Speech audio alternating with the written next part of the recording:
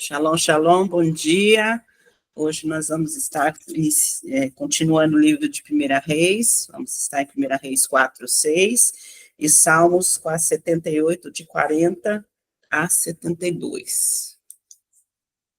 1 Reis 4.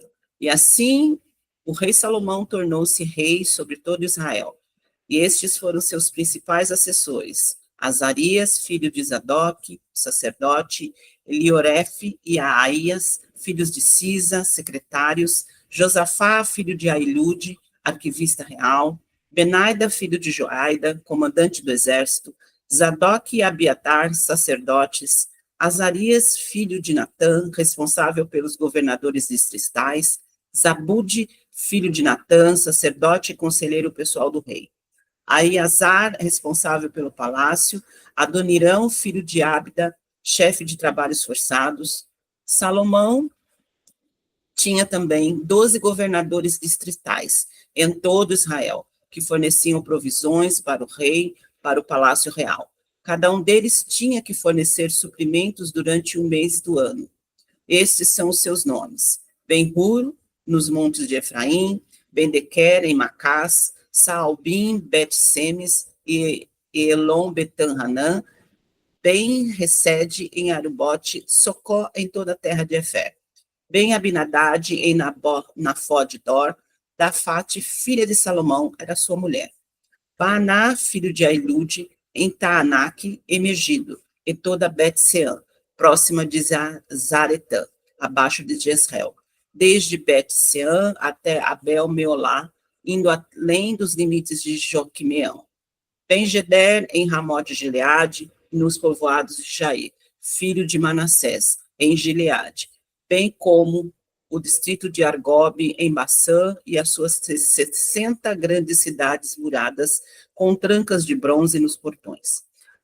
Aininadab, filho de Ido, em Maanim, Aiamás, em Naphtali, ele se casou com Basemate, filha de Salomão. Baaná, filho de Hussai, em Asser, em Embealote. Josafá, filho de Parua, em Isacar. Simei, filho de Elá, em Benjamim. Geber, filho de Uri, em Gileade, a terra de Seom, rei dos amoreus, e de Og, rei de Baçã. Ele era o único governador deste distrito.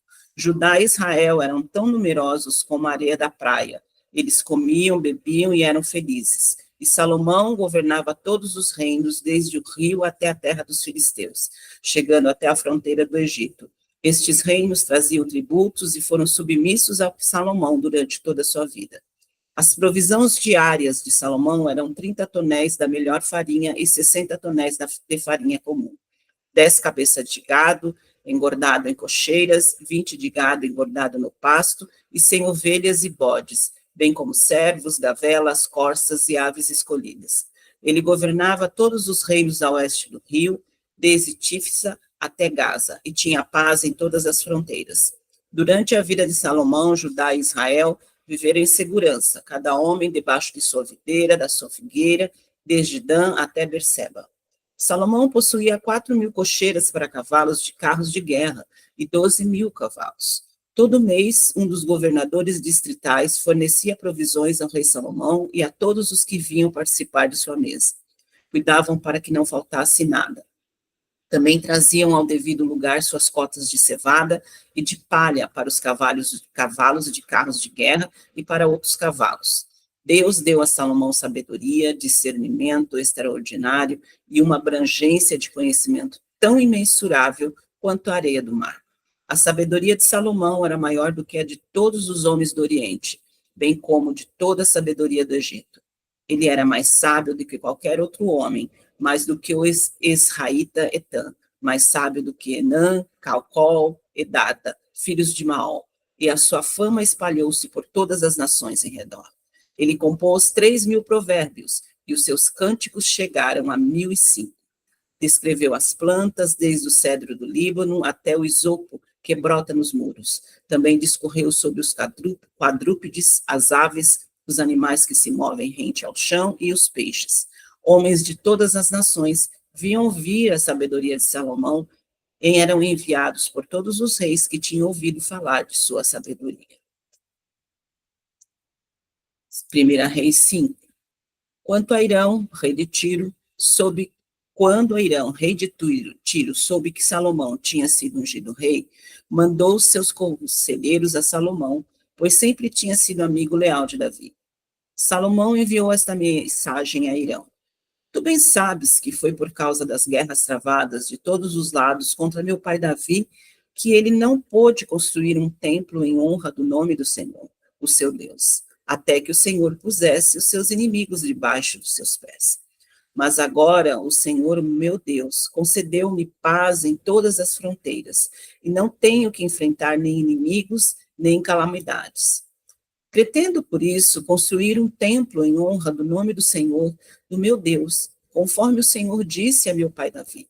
O seu filho, a quem colocarei no trono em seu lugar, construirá o templo em honra do meu nome. Agora te peço que ordenes que cortem para mim cedros do Líbano. Os meus servos trabalharão com os teus, e eu pagarei a teus servos o salário que determinares. Sabes que não há entre nós ninguém tão hábil em cortar árvores quanto os sidônios. Irão ficou muito alegre quando ouviu a mensagem de Salomão e exclamou: Bendito seja o Senhor, pois deu a Davi um filho sábio para governar essa grande nação. E Irão respondeu a Salomão: Recebi a mensagem que me enviaste e atenderei ao teu pedido, enviando-lhe madeira de cedro e de pinho. Meus servos levarão a madeira do Líbano até o mar, e eu a farei flutuar em jangadas no mar até o lugar que me indicares. Ali eu a deixarei e tu poderás levá-la, e em troca fornecerás alimento para a minha corte. Assim Irão se tornou fornecedor de toda a madeira de cedro e de pinho que Salomão desejava. E Salomão deu a Irão 20.000 tonéis de trigo para suprir de mantimento a sua corte. Também de 20.000 tonéis de azeite de oliva puro. Era o que Salomão dava anualmente a Irão. O Senhor deu sabedoria a Salomão, como lhe havia prometido. Houve paz entre Irão e Salomão, e os dois fizeram um tratado. O rei Salomão arregimentou 30.000 trabalhadores de todo Israel. Ele os mandou para o Líbano em grupos de 10.000 por mês, e eles se revezavam. Passaram 1 mês no Líbano e 2 em casa. Adonirão chefiava o trabalho. Salomão tinha 70.000 carregadores e 80.000 cortadores de pedra nas colinas, bem como 3.300 capatazes, que supervisionavam o trabalho e comandavam os operários.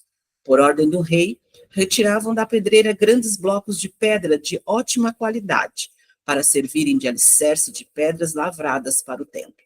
Os construtores de Salomão e de Irão e os homens de Gebal cortavam e preparavam a madeira e as pedras para a construção do templo.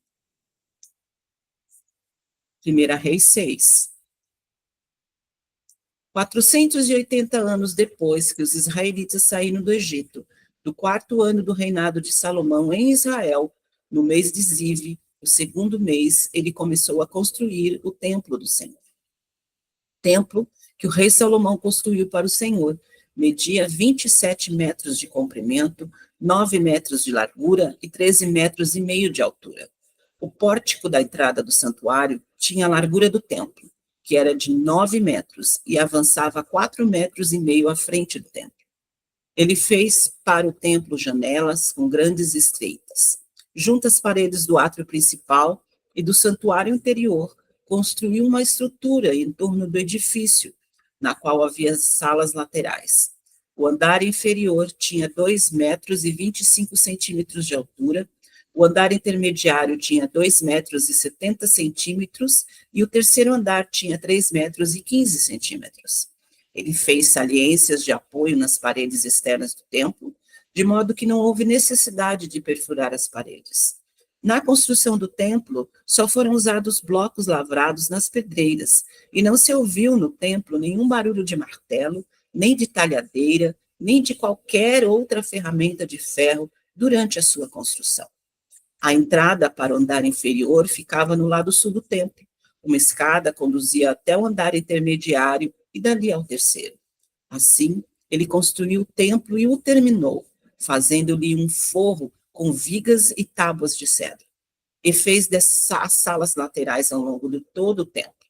Cada uma tinha 2,25 metros de altura, e elas estavam ligadas ao templo por vigas de cedro. E a palavra do Senhor veio a Salomão, dizendo: quanto a este templo que você está construindo, se você seguir os meus decretos, executar os meus juízos e obedecer a todos os meus mandamentos, cumprirei por meio de você a promessa que fiz a seu pai Davi. Viverei no meio dos israelitas e não abandonarei Israel, o meu povo. E assim Salomão concluiu a construção do templo. Forrou as paredes do templo por dentro com tábuas de cedro, cobrindo-as desde o chão até o teto, e fez o assoalho do templo com tábuas de pinho.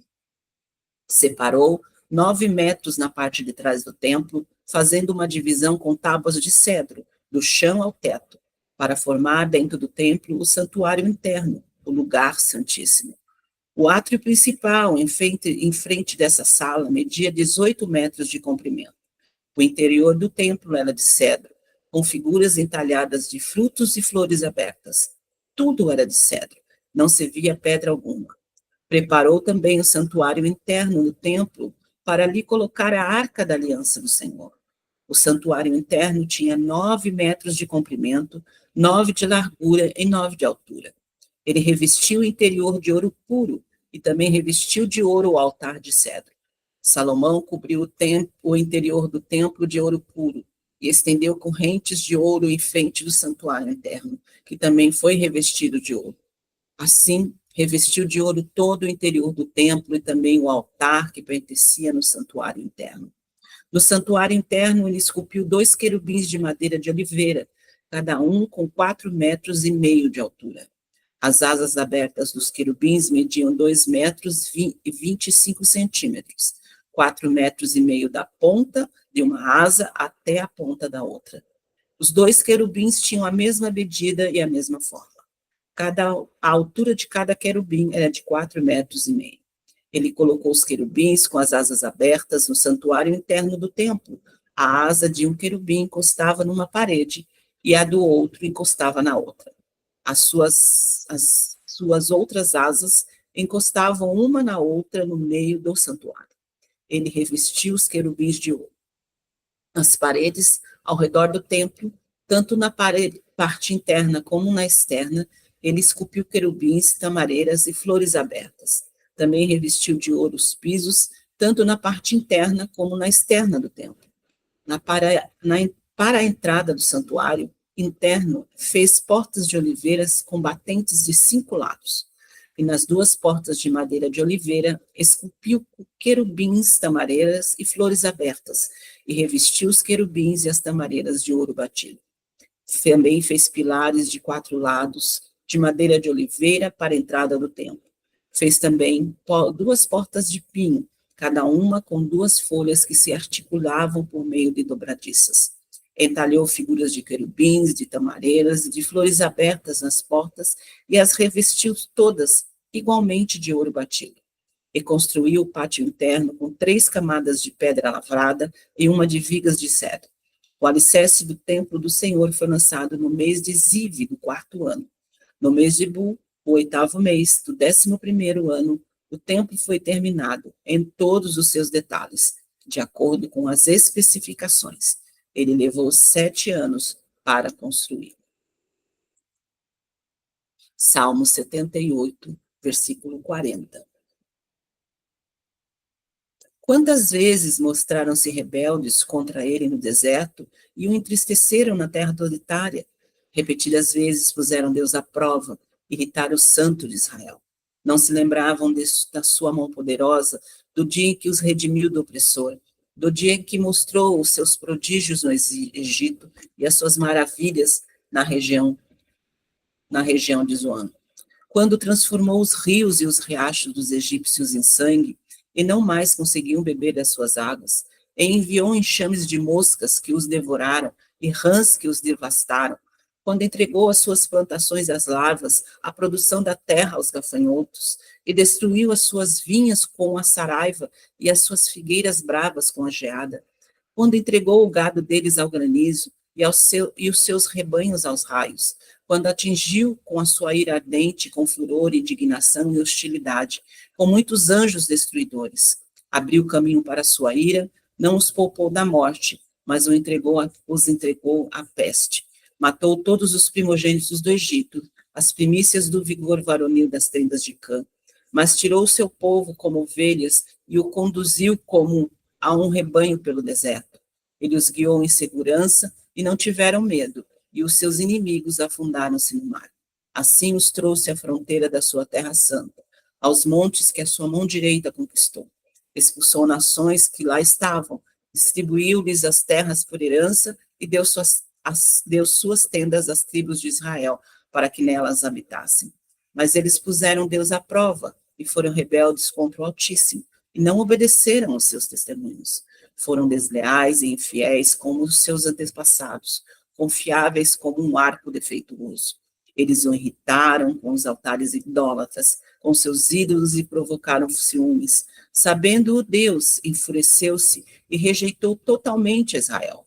Abandonou o tabernáculo de Siló, a tenda onde habitava entre os homens. Entregou o símbolo do seu poder ao cativeiro e o seu esplendor nas mãos do adversário. Deixou que o seu povo fosse morto à espada, pois enfureceu-se com a sua herança. O fogo consumiu os seus jovens, as suas moças não tiveram canções de núpcias. Os sacerdotes foram mortos à espada, as viúvas já nem podiam chorar. Então o Senhor despertou como de um sono, como um guerreiro exaltado pelo vinho. Fez retroceder a golpes os seus adversários e os entregou à permanente humilhação. Também rejeitou as tendas de José e não escolheu a tribo de Efraim. Ao contrário, escolheu a tribo de Judá e o monte Sião, a qual amou. Construiu seu santuário como as alturas, como a terra o firmou para sempre. Escolheu o seu servo Davi e o tirou do aprisco das ovelhas. Do pastoreio de ovelhas para ser o pastor de Jacó, seu povo, de Israel, sua herança. E de coração íntegro Davi os pastoreou, com as mãos experientes os conduziu. Amém. Amém, glória a Deus, Marlene, obrigado pela leitura, tremenda palavra de Deus, a porção que o Senhor separou para o dia de hoje. Nós vamos comentar algumas coisas importantes a respeito desses capítulos, e o primeiro item que nós precisamos falar é a respeito de 1 Reis.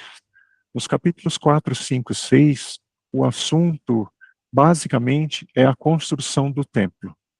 Se nós olharmos para a história, nós vamos lembrar que Davi ficou inconformado pelo fato do Deus dele estar numa tenda e ele morar num palácio. E ele queria construir um templo para a morada do Senhor. Por uma série de fatores que aconteceram, que nós já lemos aqui, as coisas que Davi fez, Deus não permitiu que ele construísse, mas informou a Davi que o seu filho, Salomão, iria construir o templo. Mas Davi juntou uma série de materiais que eram necessários para esse templo. E esse templo, irmãos, tudo nele é impressionante. 7 anos para a construção, materiais excelentes, madeira principal delas, o cedro do Líbano, ouro no interior do templo, nas paredes, nas mesas, tudo realmente é impressionante. Um dos itens que me chamou mais atenção foi em 1 Reis 6. 6. Sim, 1 Reis 6, no versículo 7, na construção do templo só foram usados blocos lavrados das pedreiras, e não se ouviu no templo nenhum barulho de martelo, nem de talhadeira, nem de qualquer outra ferramenta de ferro durante a construção. Isso significa, irmãos, que todas as pedras, tudo aquilo que foi utilizado para fazer as paredes, para fazer as colunas, para fazer a cobertura, o teto do templo, tudo foi cortado e preparado de uma forma tão especial, de forma tão excelente, milimetricamente calculado, que não foi necessário usar nenhuma ferramenta para o encaixe perfeito dessas pedras para a construção do templo. Só isso já é um fato assim impressionante a respeito da construção do templo.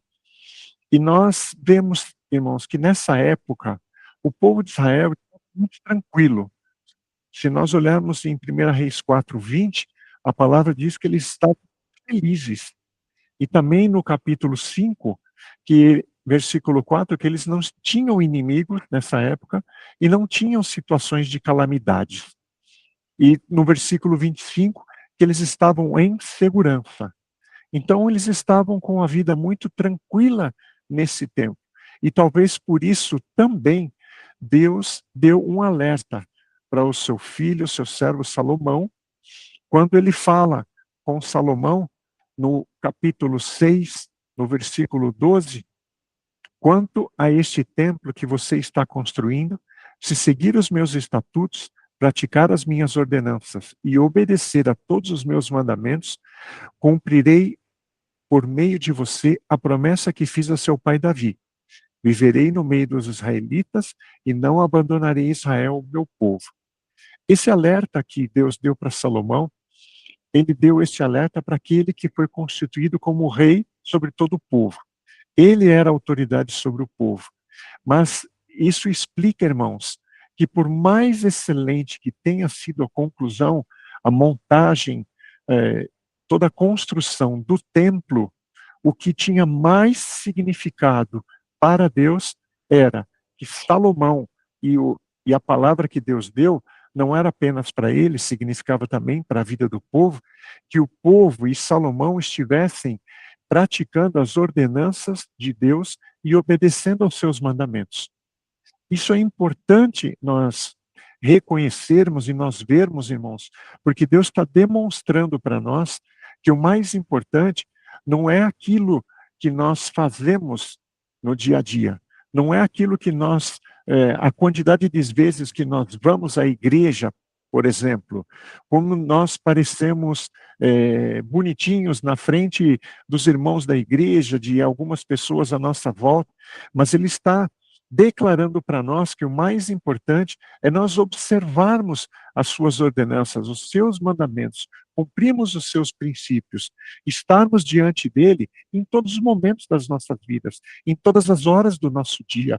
Não importa se estamos no trabalho, na igreja, na família, andando na rua, na condução, no ônibus, dirigindo o carro, dirigindo a motocicleta, que nós façamos todas as coisas como se fizermos cada uma delas para o Senhor, que de nenhuma forma saiamos de debaixo daquilo que é a porção que Deus tem, para que cada um de nós cumpra diante dele, porque só assim Deus vai ser efetivamente liberado para nos abençoar, para nos guardar, para nos livrar.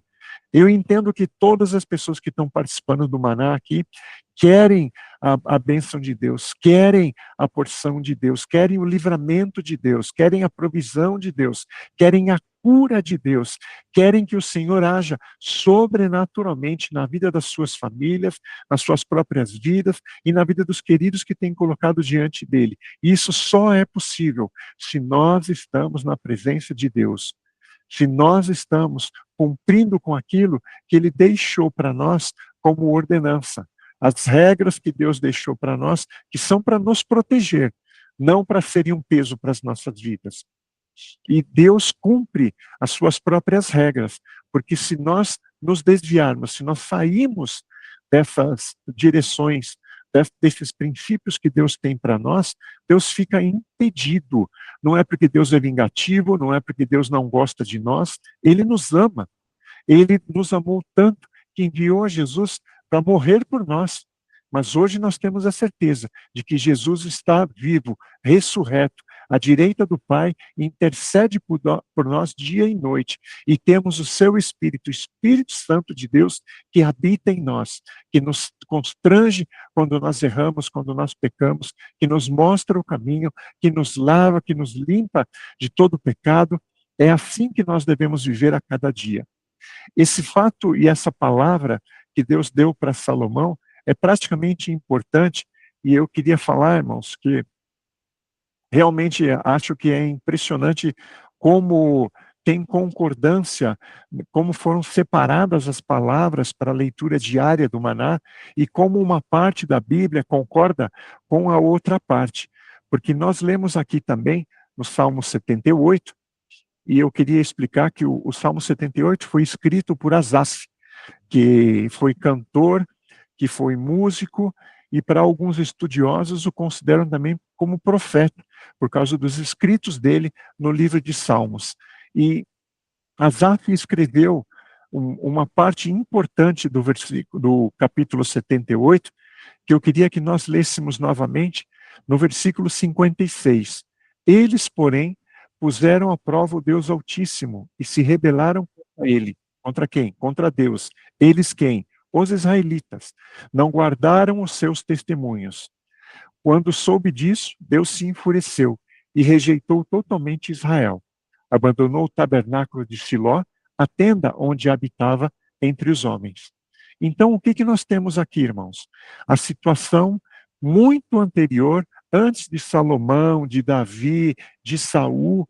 Em 1 Samuel 4, se você tiver depois a curiosidade de ler, a palavra fala do tempo em que Eli era sacerdote juntamente com seus filhos, Hofni e Finéias, que lendo em 1 Samuel 4, nós vemos que eles fizeram coisas abomináveis diante de Deus. Sendo sacerdotes, eles fizeram coisas terríveis. E por causa disso, o povo de Deus se afastou dele. E o que aconteceu? O que aconteceu foi exatamente o que nós vemos aqui. Deus deixou de guardar, Deus deixou de livrar, Deus deixou de guiar o povo, porque o povo se rebelou, porque o povo foi rebelde, porque o povo saiu da presença dele voluntariamente. Eles escolheram outros deuses, eles escolheram outro culto, eles escolheram estar na presença de deuses pagãos. Por isso, Deus não podia estar presente ali com o povo de Israel. Quando nós lemos aqui, no versículo 59, abandonou o tabernáculo de Siló até a tenda onde habitava entre os homens, se nós lemos em 1 Samuel 4, foi exatamente quando os filisteus guerrearam com o povo de Israel, venceram, derrotaram o povo de Israel, mataram muitos do povo de Israel e levaram a arca do concerto que estava em Siló com eles. Depois você pode ler a respeito de como a arca foi levada por tempo de Dagon e tudo aquilo que aconteceu, mas o mais importante nisso é que nós vemos a consequência daquilo que acontece quando nós saímos da presença de Deus. Deus quer cuidar de cada um de nós. Deus quer nos proteger, nos guardar, nos guiar, nos suprir. Mas se nós saímos da presença dele, ele fica impedido de fazer isso, de derramar a porção dele sobre as nossas vidas. E é assim, irmãos, que nós precisamos nos lembrar, porque Deus trouxe essa palavra para nós sabermos que nós, hoje, milhares de anos depois, nós ainda temos o mesmo Deus nas nossas vidas. Ele ainda quer derramar a porção dele sobre nós e através de nós. Ele quer encher as nossas vidas de tal forma que transbordemos da sua glória, do seu amor, da sua paz, para as pessoas à nossa volta, para que olhem para mim e para você e vejam Cristo nas nossas vidas e vejam a Deus no nosso agir, no nosso falar, naquilo que nós fazemos, do jeito como lidamos com as pessoas, do jeito que nós tratamos as nossas famílias. É isso que Deus quer fazer. Ele quer derramar sobre nós, mas para que nós possamos, através do nosso testemunho, alcançar as pessoas à nossa volta. Por isso eu oro a Deus, para que Deus derrame dele, da porção dele, da glória dele, sobre a vida de cada um, que permaneçamos todos cumprindo os seus princípios, cumprindo a sua palavra, as suas ordenanças, que não nos desviemos de Deus. As lutas vêm, mas Deus é maior, o nosso Deus é maior do que todas essas lutas. Nós estamos na presença daquele que é o Deus do impossível, o Rei dos Reis, o Senhor dos Senhores, aquele que tem todo o poder nos céus e na terra. Se nós olharmos para o universo, irmãos, a Terra, só para o sistema solar, A Terra é um botãozinho perto do tamanho dos planetas e do Sol. Imagine o tamanho do nosso Deus, do meu Deus, que criou o universo, que criou todas essas coisas. Ainda assim, Ele se importa comigo e com você, e quer cuidar de nós a cada dia. Que Deus te abençoe, te guarde, que você tenha um dia e uma semana na presença do Deus Altíssimo, do nosso Senhor, e que Ele tenha liberdade de derramar a porção dEle na sua vida e através de ti, nas pessoas que estão à sua volta também, em nome de Jesus Cristo. Que o Senhor abençoe a vida de cada um e que a graça, o amor dEle, o livramento e a provisão dEle sejam manifestos sobre a vida de todos aqui, em nome de Jesus. Amém.